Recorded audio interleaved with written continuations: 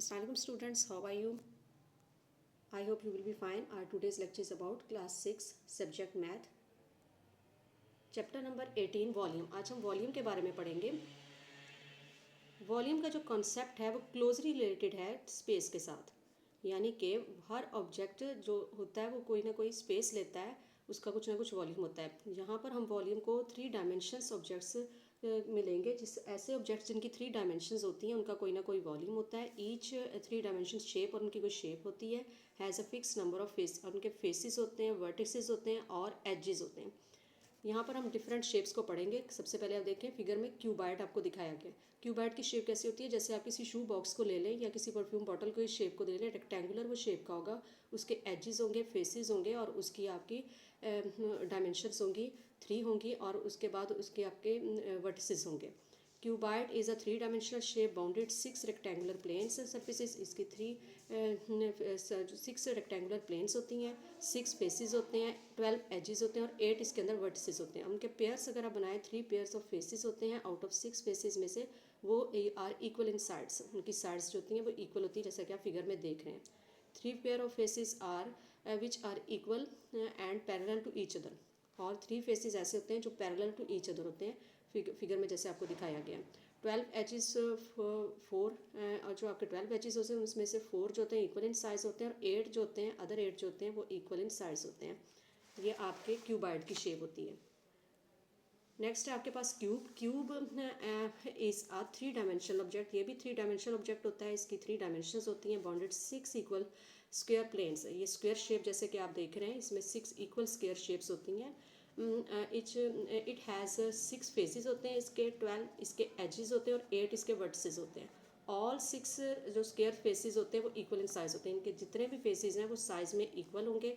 3 pair of faces are parallel to each other होते हैं और इसके जो एजेस होते हैं वो इक्वल इन साइज़ होते हैं. एजेस ये आपको जो कॉर्नर दिखाई दे रहे हैं इसके, वो इसके एजेस हैं, ये सब इक्वल इन साइज़ होते हैं. नेक्स्ट आपके पास स्फीयर है. Sphere has no face. इसका कोई फेस नहीं होता, वर्टिसेस और एज ना इसका कोई एज होता है, यानी कि कोई किनारा नहीं होता. ये राउंड शेप होती है, गोल होती है, तो इसका कोई भी शेप या वर्टिसेस या एज नहीं होता. Every point on the surface of the sphere is at the equal distance from the. अगर आप इसके सेंटर को लेंगे तो जिस पॉइंट पर भी जाके आप इसको मेजर करेंगे, सेंटर से वो पॉइंट दूसरे पॉइंट के बिल्कुल इक्वल होगा, यानी कि इसका एज और इसका वर्टिसेस होने की वजह से ये सारे पॉइंट्स एक दूसरे के इक्वल होते हैं. नेक्स्ट आपके पास सिलेंडर शेप. जैसे कि आपको फिगर में एक पेंसिल भी दिखाई गई है, वो भी सिलेंडर शेप. इसकी 2 फेसेस जो होती हैं वो राउंड होती हैं और 1 इसकी जो होती है वर्टिकल होती है, रेक्टेंगल शेप की होती है. तो इसमें 3 फेसेस होते हैं. 2 सर्कल्स की शेप के होते हैं. ये जो आपको ऊपर से राउंड या गोल हिस्से दिखाई दे रहे हैं वो सर्कल में होते हैं और 1 इसका रेक्टेंगल होता है, जैसे वो सीधी है आपकी पेंसिल है. 2 सर्कुलर एजेस एंड 0 वर्टिसेस. का कोई वर्टिस नहीं होता. इसके जो एजेस होते हैं वो 2 होते हैं.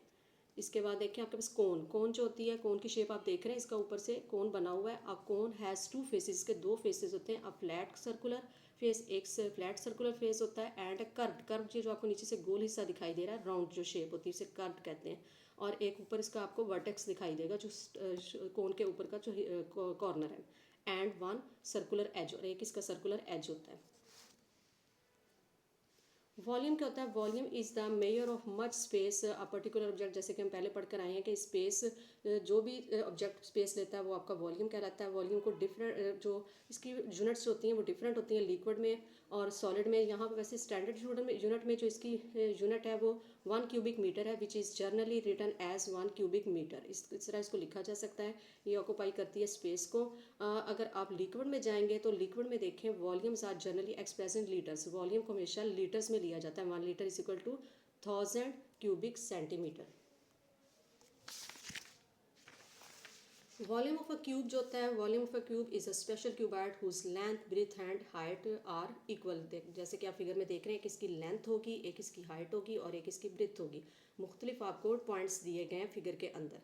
लेंथ, ब्रेथ और हाइट, और सब आपस में इक्वल होंगी क्योंकि ये क्यूब शेप का है. जैसे कि आप देख रहे हैं ए बी और ई एफ.